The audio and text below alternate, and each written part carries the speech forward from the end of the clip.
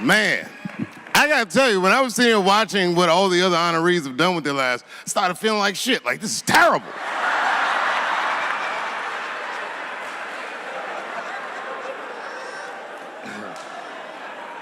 And then Bobo brought me up and started out good with that Ali picture, and then it just, whew. But that coloring book that was in the picture, I know the Ali's are here, that coloring book, my mother has it. And Champ, he signed it. You know, the greatest, he signed it, Muhammad Ali. And his sparring partner was there that day. And his sparring partner signed it, said the next heavyweight champion of the world, Larry Holmes. And he was. And 2-year-old Dave Chappelle colored all in that shit and just ruined the book.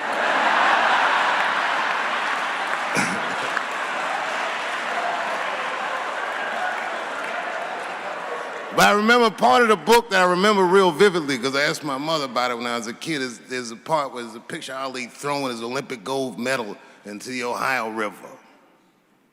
That's why it's so weird for me being here. You know, both my parents were very brilliant. My dad went to Brown in 1955. That's right. He told me at the time he was one of 3 black students. He said one of the guys got accused of a rape that he probably didn't commit. And the other guy killed himself, and Dad said, and I left.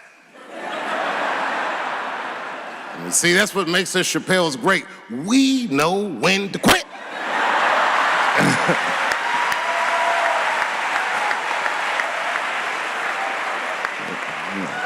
We all just live to fight another day.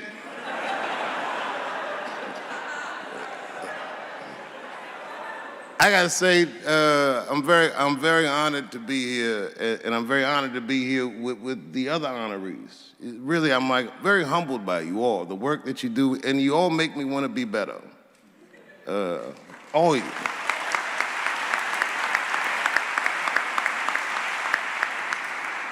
And you know, I was gonna stop doing stand-up for a while because 4 comedy specials in a year is like, that's a lot, you know.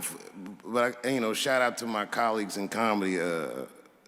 I just want to say that in a way, this for me belongs to my mother primarily, who was an African American studies professor, and a lot of the content that I say, she raised me well. I'm not an uninformed person. But also, you know, my colleagues in comedy, like comedians have been getting beat up pretty bad recently, and we're somehow nowadays expected to speak with the precision of attorneys or politicians. We are not. I always think of James Baldwin. You know, James Baldwin was one of my favorite writers because he managed to tell white people what they feel like to be around.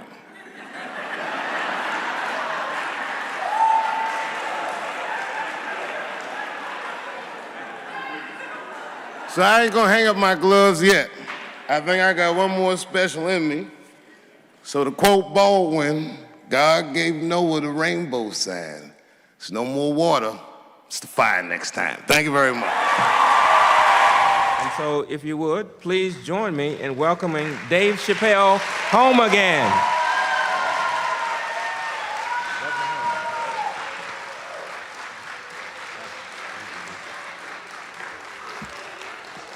Oh, thank you. You know, I speak for a living, and I'm a little nervous today. I wanted to say thank you, Mr. President, and thank you, Bishop Green, and thank everyone at Allen University for hosting me today, because it feels special, right? When I think of this great-grandfather that I've heard about in my life, but never actually touched his legacy. So it's like the product of his loins coming to meet the product of his work. And it's an important day for me personally. And I know a lot of you guys are students, and I just want to tell you I'm the first person in my family to not go to college. And as the president has told you, I've done outstanding in spite of that.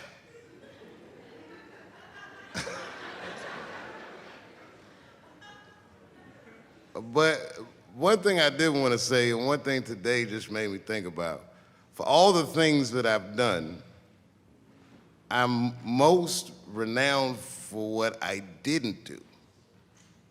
I've made decisions in my career that a lot of people have called insane. 2004, had a $50 million deal on the table, and in a crisis of conscience, flipped the table over and walked away. Went to South Africa. Everyone said I was running away from the money. That is not true. In fact, I still want that money.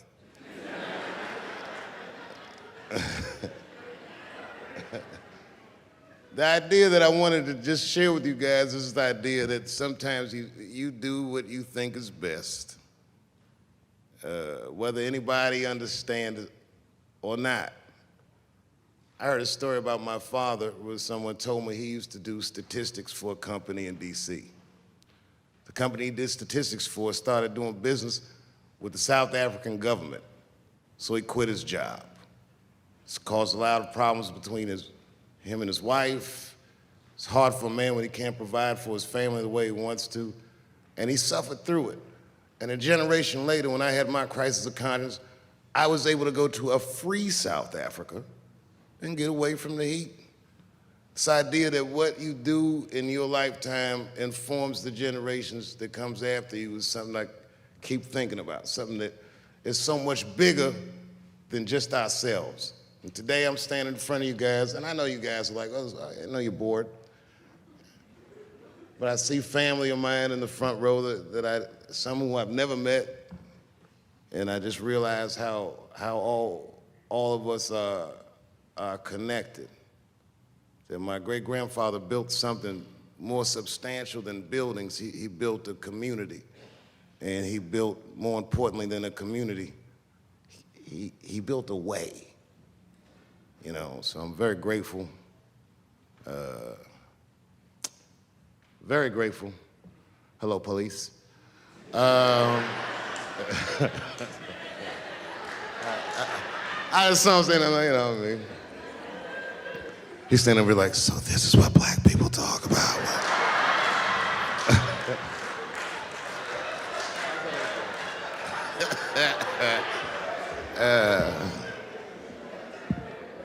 I just want you guys to remember, you know, that right now there's this thing where ethics aren't what they used to be. This idea that people are trying to replace the ideas of good and bad with better or worse, and that is incorrect.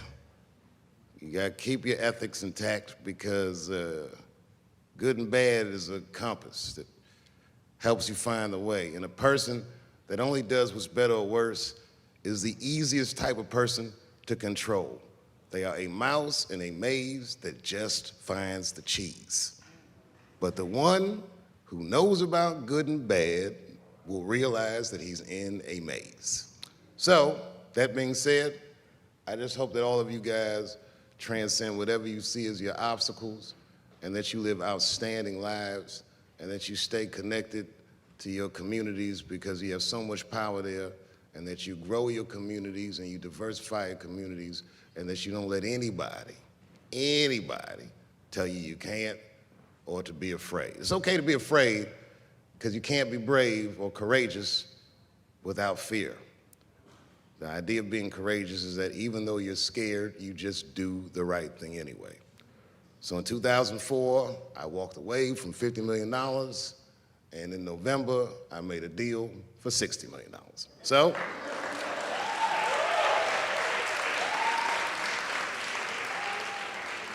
although I am not the most famous comedian of my time, I would like to know what their great-grandfathers did. I'm very proud today. Thank you very much.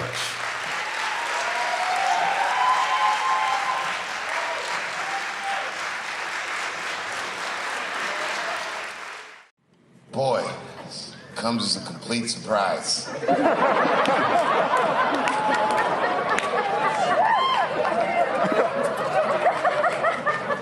I mean, I read all the reviews, and they said so many terrible things. They were embarrassed for me. I had lost my way. It wasn't even worth watching. I hope all you critics learn from this. This is a teachable moment. Shut the fuck up forever.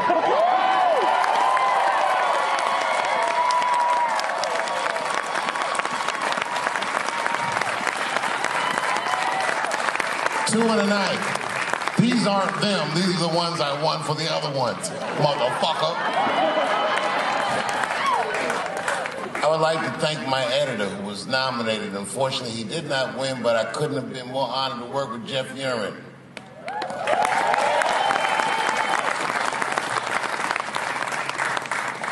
Stan Lathan has been directing television since 1968. Any show that I watched when I was growing up, he directed it. From Sesame Street to Sanford and Son to Good Times to Everything Black. And finally, you motherfuckers finally gave him an Emmy tonight. He deserves so much more, but I'm glad you came around.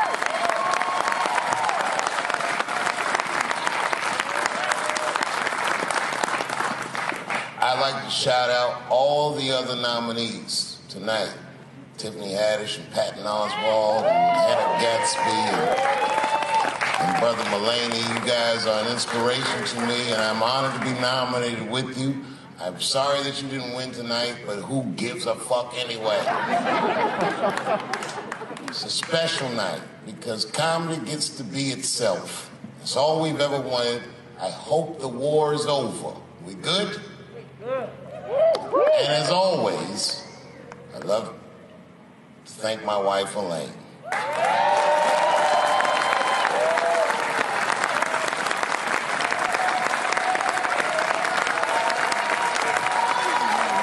That's right. Elaine has been with me for the last 25 years and had to endure the pains of living with the greatest comedian ever. See you on Monday. Thank you very much. Good night.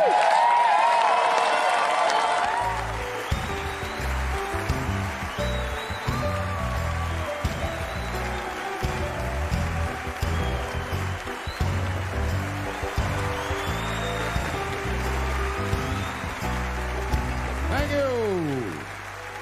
Thank you. Thank you. I like not knowing what's going to happen. I like making memories. Sometimes I do all this crazy shit around my colleagues just so that they can tell their friends I did it.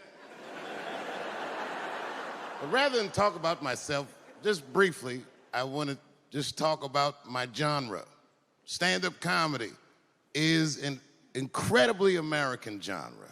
I don't think any other country could produce this many comedians. And unbeknownst to many people in this audience, I don't think there's opinion that it exists in this country that is not represented in a comedy club by somebody.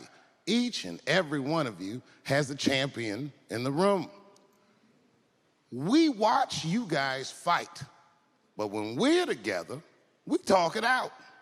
I know comics that are very racist, and I watch them on stage, and everyone's laughing, and I'm like, that motherfucker means that shit.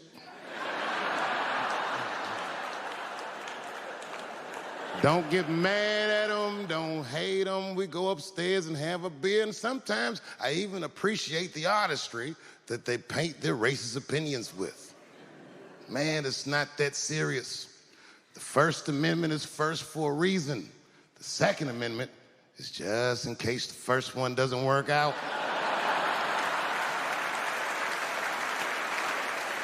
We gotta let some air out of the ball, man. The country's getting a little tight. It doesn't feel like it's ever felt in my lifetime.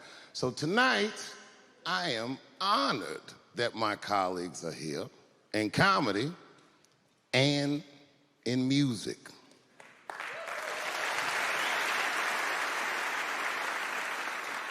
And I want everyone in America right now to look at me. Look at me smoking indoors. I didn't ask anybody, I just did it. What are they gonna do? Kick me out before I get the prize? No, nigga, this is called leverage.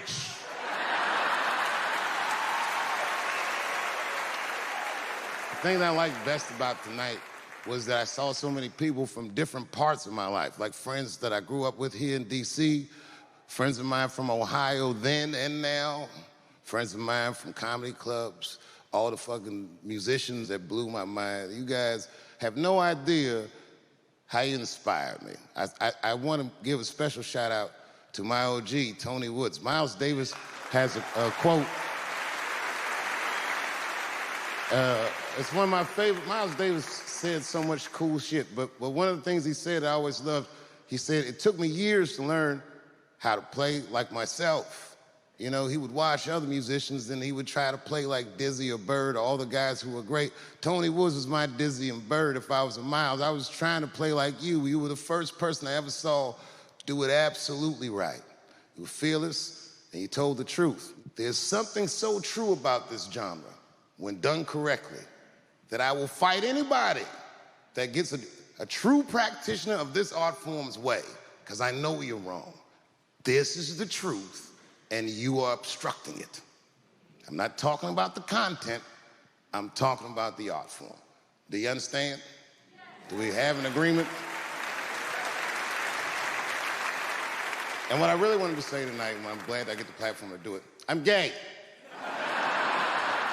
I am gay, and I can't wait to see what this does for my career, being gay like this.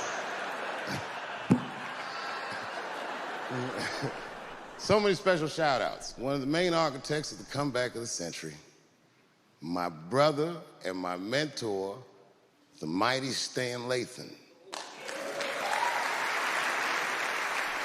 I never dreamed that I would be able to work with someone as great as you. These last 5 specials, straight fire. I wouldn't want to do another special with anybody else but you. So eat your motherfucking vegetables and live as long as you can, because we doing a few more of these bitches.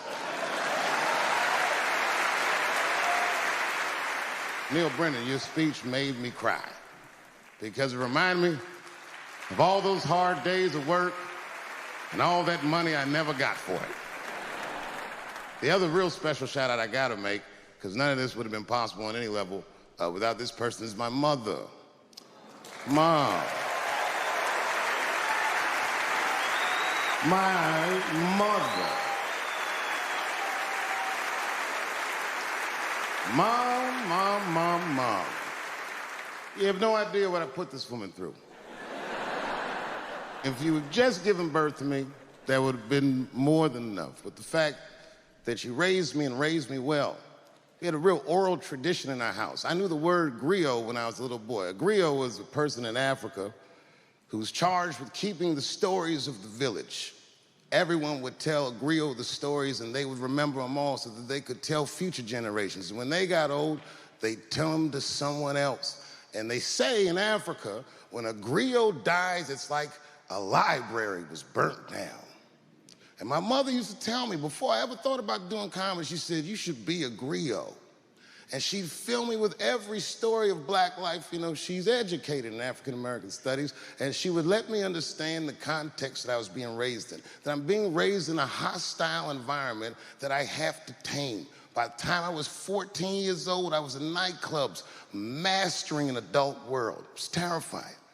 The crack epidemic was going on, and my mother would hear gunshots outside and be scared to death. Maybe it's my son. But early in my career, if you remember, Mom, you used to sit in the club with me. She'd do a full day of work. You'd be back there falling asleep, just waiting for me to go on. She would watch my show every night. Do you know how long that car ride is home?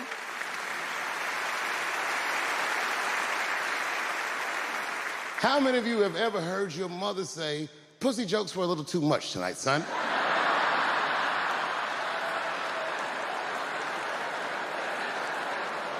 I was a soft kid. I was sensitive, I'd cry easy, and I would be scared to fist fight. And my mother used to tell me this thing, I don't even know if you remember, but you said this to me more than once. You said, son, sometimes you have to be a lion so you can be the lamb you really are. I talk this shit like a lion. I'm not afraid of any of you when it comes word to word. I will gab with the best of them just so I can chill and be me. And that's why I love my art form, because I understand every practitioner of it. Whether I agree with them or not, I know where they're coming from. They want to be heard. They got something to say. There's something they notice. They just want to be understood. Love this genre. It saved my life. So tonight, Mom, I would like to honor you in a very special way that I cannot do on my own. But because now I'm a man with great and influential friends, I'd like to ask my man Thundercat to come out on the stage. Thundercat, the Mighty Most Def. Washington, D.C., thank you very much for giving me a home and a place to start. Today is officially Dave Chappelle Day in Washington, D.C. The mayor declared it last night. So, in the future, on Dave Chappelle Day, I ask everyone who wishes to celebrate it to make one incredible memory for themselves and or somebody else. Thank you very much. Good night.